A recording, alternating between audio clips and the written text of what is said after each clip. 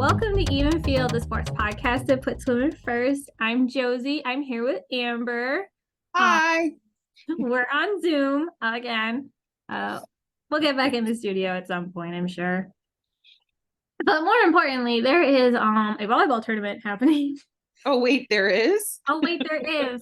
And all three of Nebraska's Division I teams are in it. Yay. Yeah, it's pretty awesome. I mean, I think everybody, of course, expected the Huskers to go, number one team in the country, all that. And then Creighton and UNO, I think most people considered to be a long shot. I don't think Creighton was a long shot. Yeah. No, I think they were ranked. They have an RPI in like top 15, I want to say. I think you're right. Yeah. But UNO, I mean, we talked about this last time. I thought that they would choke in the final of the Summer League tournament. I thought they'd beat Denver in the semis, and I was right about that. But I thought that they wouldn't make it, and they did, and I'm so happy for them.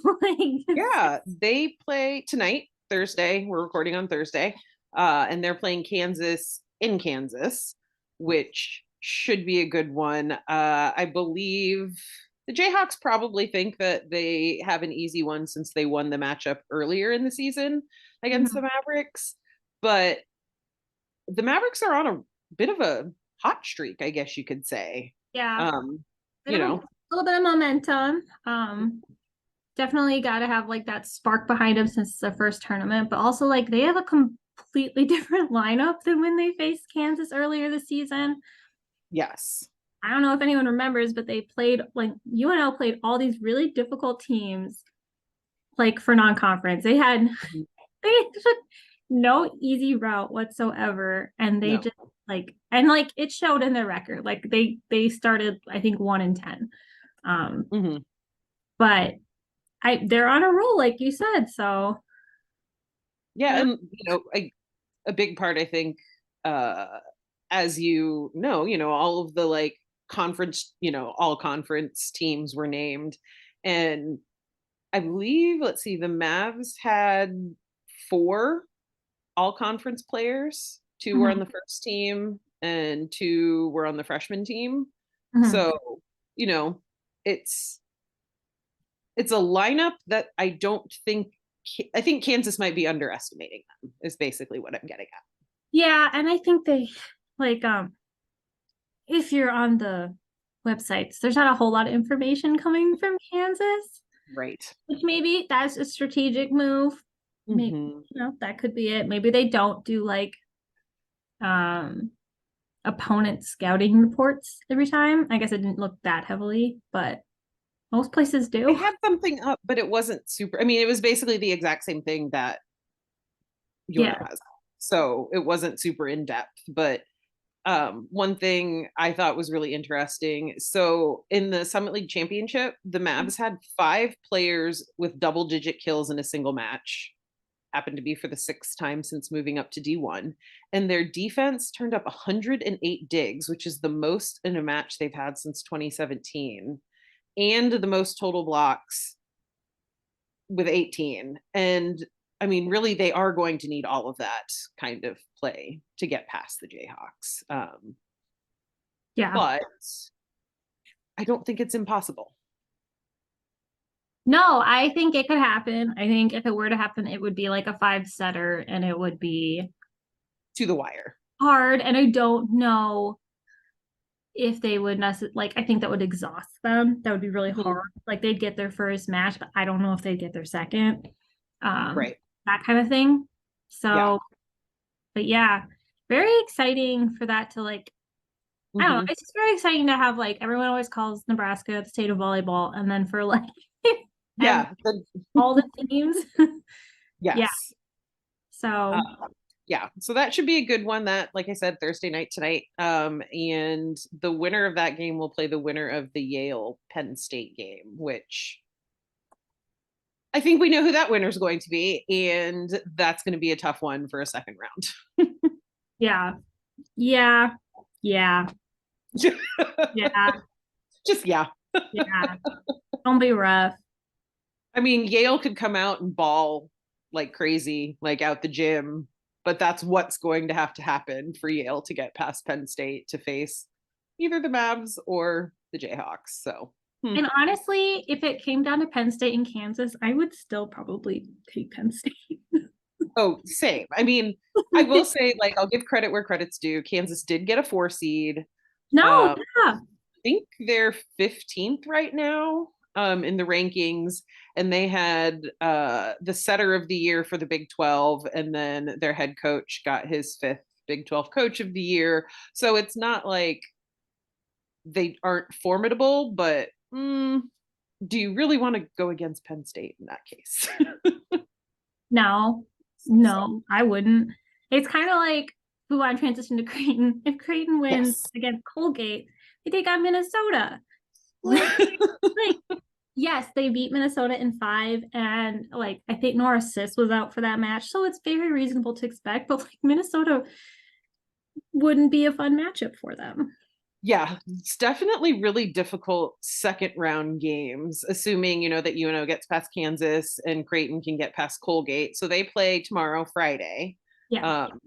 And yeah, I think it's going to be an interesting matchup. But I mean, the Blue Jays are 17th in the country, and I think they're on like a 15 straight match winning streak. It's something like that. They're undefeated at home this season, and so they're hosting, obviously, because they were a number 3 national seed. Not the number 3 national seed, but right. A3. It's very complicated to say. I know. So if you guys don't know, every single corner of the bracket basically has their own. It's a lot. Yeah. But anyway, there's Creighton. They have to get past Colgate. Mm-hmm. I feel like they should.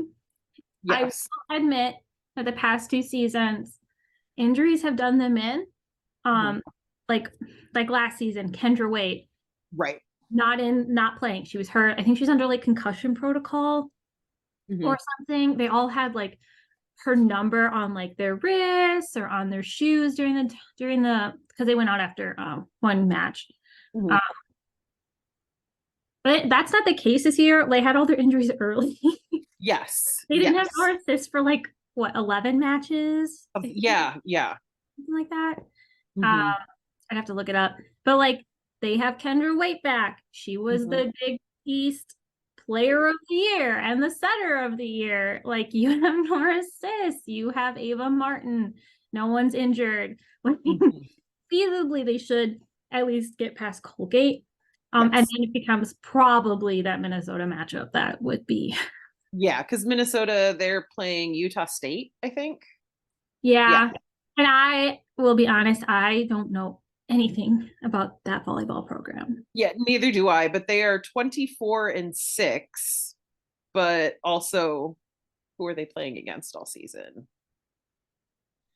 We're making faces for everybody because you can't see it. We're basically making the shruggy face and the grimace face.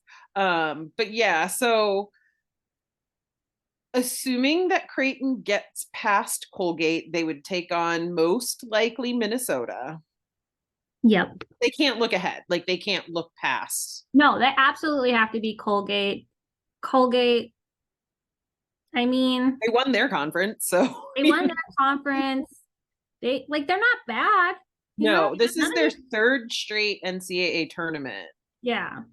And I think they had 4 all Patriot League players. So again. Yeah. You can't cut them out, and kind of like I don't want to count on Omaha. Like there's momentum there, and it's really hard to stop momentum. Particularly in volleyball where like every match is like a momentum tournament. Right. So like you can't cut them out. You can't overlook them. Creighton really needs to take this like one match at a time. Like everyone always says that, but like they really need to, because it'd be really good if they could get to that second weekend. And I think they have a really good chance of doing that if they just like stay the course. Like, like they should, if you look at it on paper, they should get past Colgate. If you look at it on paper, they should get past Minnesota because they didn't have their best player when they played them and beat them. Yes. Like And Minnesota's not ranked. This is a really off year for them. They're only 16-12 on the season. And yeah, it's been a really off year for them. It's been kind of an off year for the Big Ten in general. Like Ohio State didn't even make the tournament.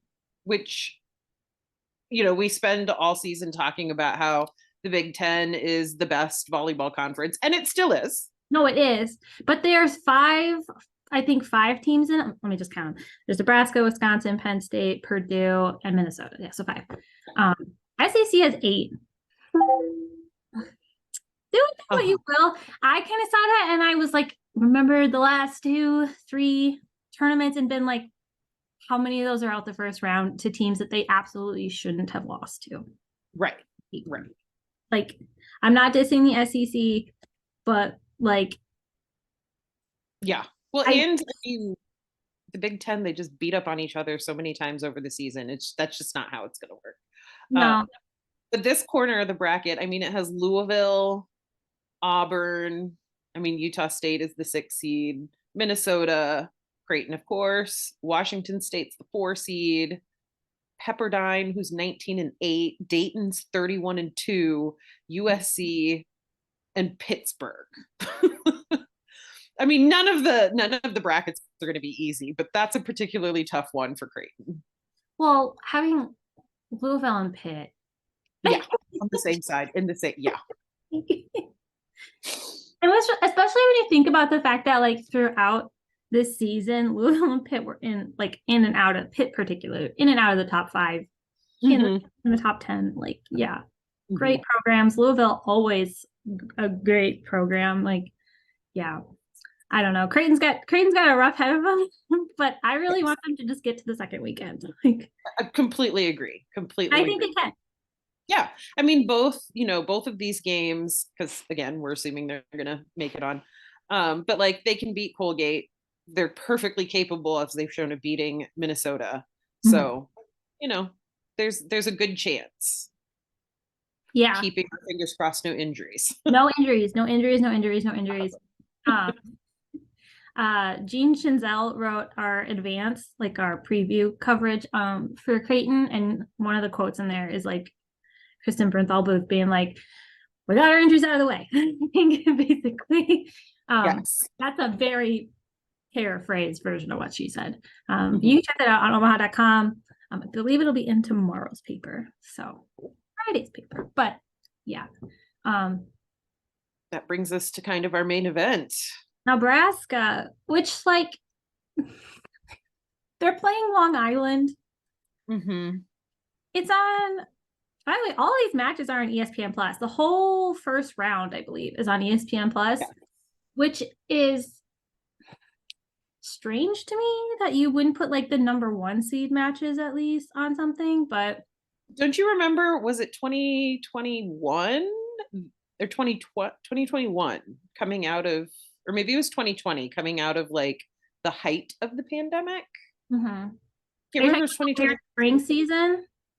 No, okay, so it was the fall. It was that year where they weren't going to put any early rounds on TV, and people lost their collective poop, and ESPN realized that was really, really, really stupid. And even then, most cases, it was a lockdown camera with a wide shot of the court. At least we're getting real production value, but you still have to pay to access it. Yeah, you have to pay to access it. It's less expensive than like Flow Sports. I was waiting for that. It's less expensive than Flow Sports, and you can bundle it with Disney Plus and Hulu. Yes, and you can do the introductory thing just for the tournament. And I think you get there's probably like a 7-day free thing out there. So that'll get you until they start coming on TV. I don't have ESPN Plus, but apparently during Black Friday, you could have gotten it for like $2. And I did not think ahead, so missed opportunity there. But that was a thing. Yeah. So yeah, back to the Huskers. Sorry. You're good. We'll have live updates, by the way, on omaha.com of all of these matches. They will be written by me and Dylan Adams. And I know Amy Just is going to be at games, so at least for the Huskers, so she will be tweeting up a storm, I'm sure. Mike Patterson will be at Creighton. Mike Patterson for the World-Herald will be at Creighton. Amy will be I think Brent too, obviously. Wagner will be there for Nebraska, and UNO. I am blanking on who's covering that. I think it's Gene Shinzel, who does tweet a lot. So all these people tweet a lot. We'll have live updates if you can't get ESPN Plus. I'm sure there's radio coverage. Yes. Probably bars in the area that are paying for it so that they can yeah, there are, because the Supernovas I know 100%. are hosting like 3 different watching parties in Lincoln, Omaha, and Hastings. So if you can swing the money, these would be the matches to go to for Creighton and Nebraska. They are expensive tickets. They are. I thought about it and then was like, no, not happening. Luckily I do have ESPN Plus, so I will be watching. I traded ESPN Plus for Big Ten Plus this season. I'm like regretting it. Right. No, but like that's a whole other Festivus rant for me to go on about when you have multiple schools that you either have to pay attention to for work or personal choice and figuring out which streaming they're going to be on. Like, anyway, we won't go on that rant. But Huskers, overall #1 seed, of course. #1 seed. Don't understand why they're not in one of ESPN's 1,000 television channels, but just let it go. It's fine. Probably because it's Long Island. That's what people said. When people were like, it's Long Island, which like, I was like, yeah, but like Long Island made the tournament, And it's their 13th tournament appearance. So it's not like they're new to it. I will say that their overall record is 13-18. Yes, I was going to point out. So I looked up some of the stats on Long Island because I knew absolutely nothing about the program. And obviously they're playing Nebraska, and that kind of was like the marquee match. But like their hitting percentage is .172. And they're only holding opponents to .182, which is higher.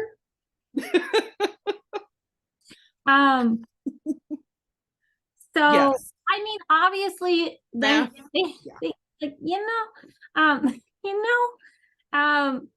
it's just something to keep in mind, especially with how elite Nebraska's defense is. Oh my goodness. I wouldn't be shocked if it was much, much lower than that. And then also like you have superstars, or Nebraska has superstars like Merritt Beeson and Harper Murphy and Allie Batenhorst. When she's decided she's going to be on fire, she comes out and has like, oh my gosh, so many kills. Like the first Wisconsin match. Yeah. She really just comes in and just like electrifies their team. Like Merritt Beeson also can do that, but Allie Batenhorst. Yes. Like when they need someone, she's like, pick me, comes out, bunch of kills. She's fabulous. So I'm interested to see what those stats are going to be, particularly with hitting percentage. Yeah. I don't think Nebraska is too terribly worried. Obviously, they're prepping. They do have Mizzou in their bracket. Yes, they do. Which is who, should they beat Long Island, my guess would be they would face Mizzou. I mean, it would have to beat Delaware. Right. Mizzou is a good team. It is. I don't think that the Huskers should be too worried about them. No. But I think that they will not definitely. It should be much more of a challenge than Long Island.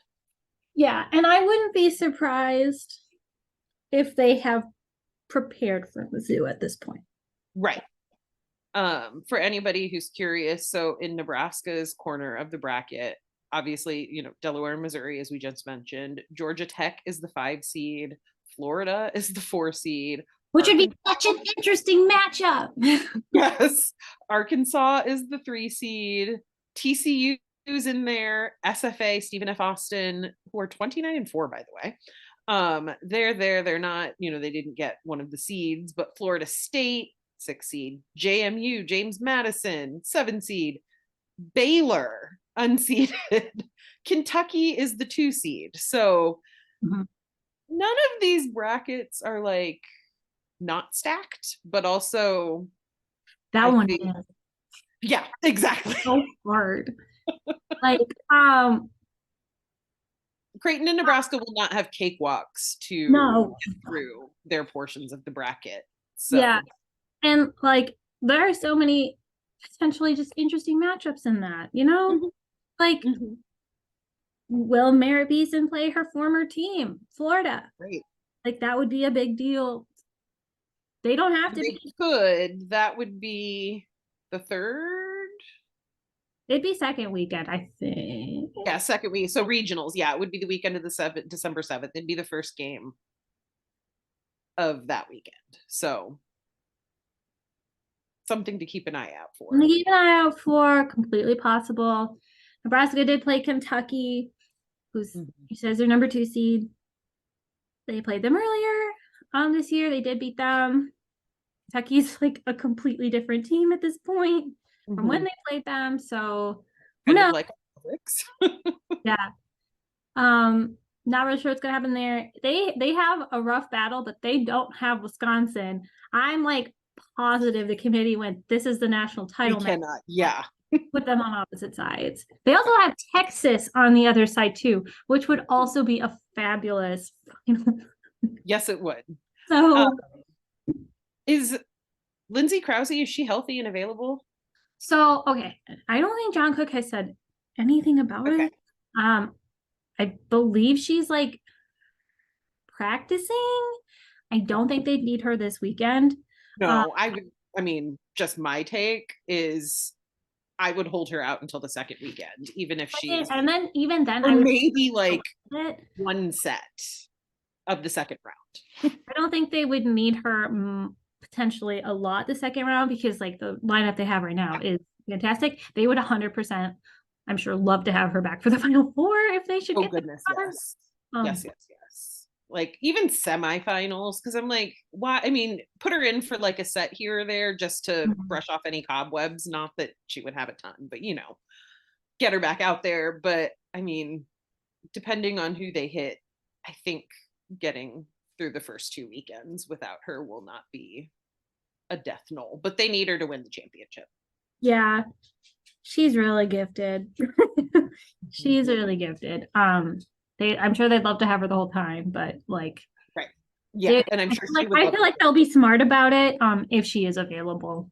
But I Yeah. think she's practicing. I just don't know to the extent. Gotcha. I don't know if Yeah, I John. didn't see anything and I was just trying to figure out. But I think like one of the big keys is definitely going to be the middles and how they're playing and making sure they're involved once Mhm. they get further into the bracket. Because like we said, it shouldn't be a difficult game first round.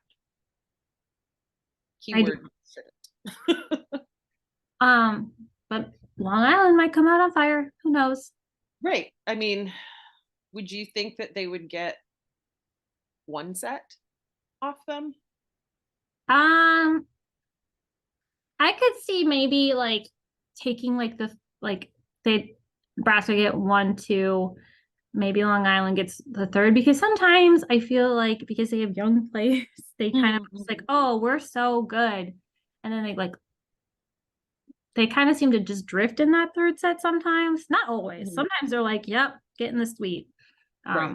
But if they did it, it'd be that one Mhm. and it would go 4, but I don't think that's likely. I'll be honest. I don't think it's I likely. agree.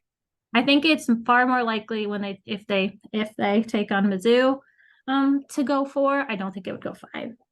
Gotcha. Yeah, I agree. Um, and we also finally got the Big Ten postseason awards, which is Yeah. not. It's not. We didn't. The Huskers did not sweep the awards.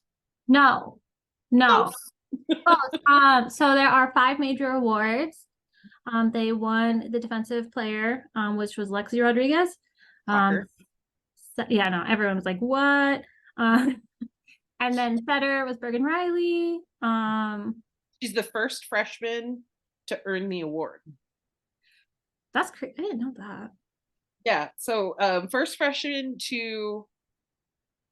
ever freshman to win the award since it originated in 2012. So Okay, that makes okay. And then Harper Murray was freshman of the year.